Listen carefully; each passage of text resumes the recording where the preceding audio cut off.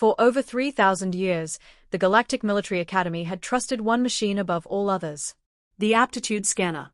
It was not intelligent in the way organics were. It did not think, hesitate, or wonder. It calculated. It compared. It predicted. And it had processed nearly 50 million cadets without a single recorded error. Entire civilizations had reshaped their military doctrines around its conclusions. Insurance guilds used its data to predict life expectancy.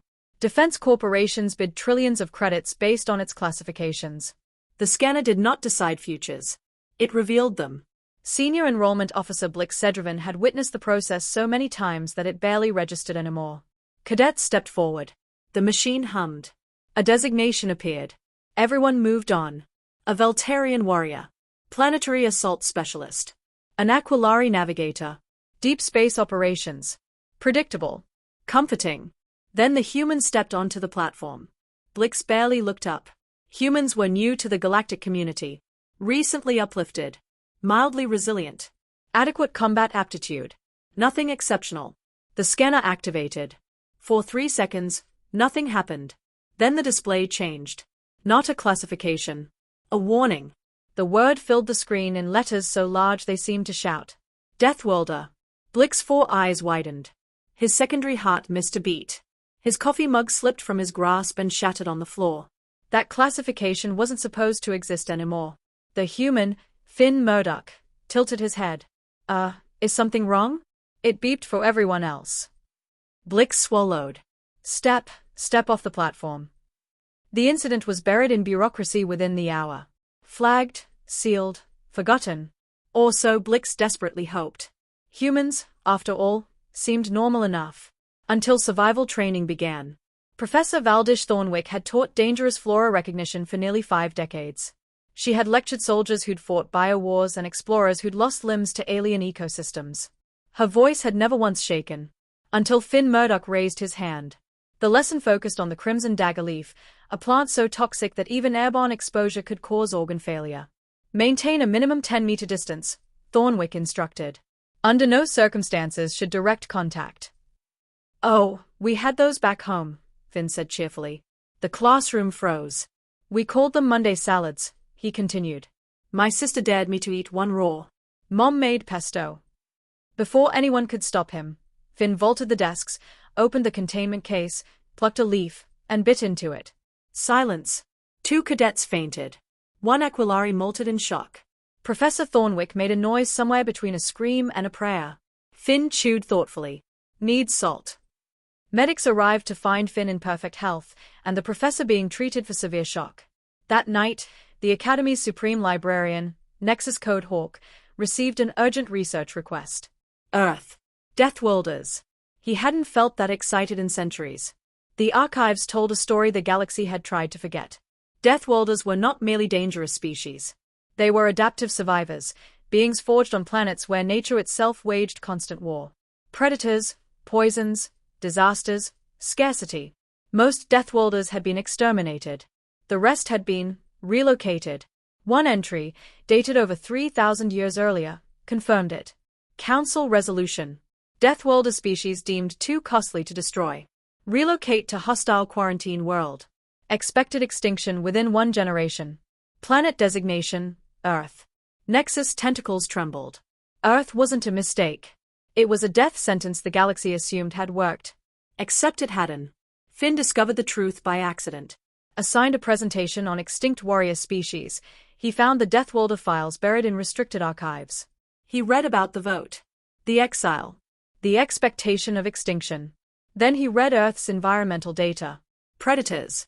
Toxins. Radiation. Climate extremes. And humanity's response. Adapt. Cooperate. Endure. Well, Finn muttered, leaning back in his chair, that explains a lot. 3 days later, he stood before a hall filled with senior officers. Today, Finn said calmly, I'll be presenting on Deathworlders. Their history. Their capabilities. And their current status. Several hearts stopped in that room. You see, Finn continued, advancing the display, Deathworlders didn't go extinct. They were sent to Earth and forgotten. Instead of dying, they adapted. The silence was absolute. The galaxy feared Deathworlders because they could survive anywhere, Finn said. But that wasn't their greatest trait. Admiral Sexus shifted uneasily. Then what was? Finn smiled slightly. Pack bonding. The emergency council meeting 6 hours later was tense enough to trigger evacuation protocols. So, Admiral Sexus said sharply, you're telling us humans are Deathworlders? Finn nodded. Yes. And that your species inspired galaxy-wide fear. Based on outdated data, Finn replied evenly. And that you can form bonds with other species as easily as your own. Yes. The room bristled. Dr. Vainscale leaned forward. Explain this pack bonding clearly. Finn considered his words. On Earth, survival required cooperation. Humans didn't just work with family groups, we adopted outsiders. We domesticated predators. We bonded with anything that didn't actively try to kill us. That sounds insane, Chief Valdek muttered. It's survival, Finn corrected. Once someone is pack, we don't abandon them. Ever. Admiral Sexus' hand hovered near her sidearm. You're saying humans would die for species they barely know? Finn met her gaze steadily. If you're pack, he said, yes. That's not a threat. It's a promise. The room fell silent. Over the next 6 months, the Academy changed. Not through force. Through example.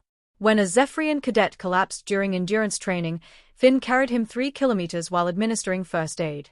When a Voltarian struggled with advanced mathematics, Finn tutored him nightly, developing methods that spread throughout the Academy.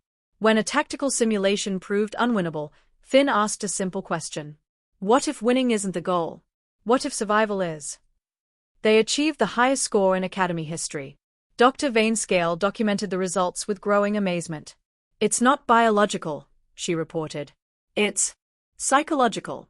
Humans believe success is inevitable if they refuse to quit, and that belief spreads. Graduation day arrived with impossible statistics. Every cadet in Finn Murdoch's class graduated. All with honors. Dean Graveheart stared at the report. How? Finn looked genuinely confused. We helped each other. But rankings don't matter if the pack fails, Finn said gently. What's the point of being first if half your team doesn't make it? Understanding dawned. The galaxy hadn't just rediscovered humans. It had rediscovered Deathworlders who made everyone stronger. The aptitude scanner was retired. Its museum plaque read, Aptitude Scanner Mark 7. The last machine to underestimate human potential. Before the Galactic Council, Dean Graveheart concluded his report. For 3,000 years, we asked the wrong question, he said. We asked how to protect ourselves from Deathworlders. We should have asked what we could accomplish with them.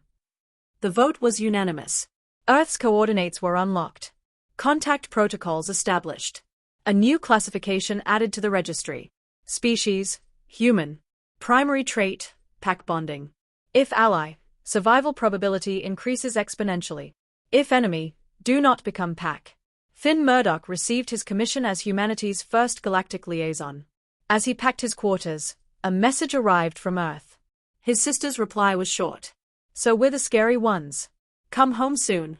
Mom's making Monday salad. Finn smiled, gazing at the stars. The universe was about to learn the truth. Humans weren't monsters. They were family. And they never left family behind.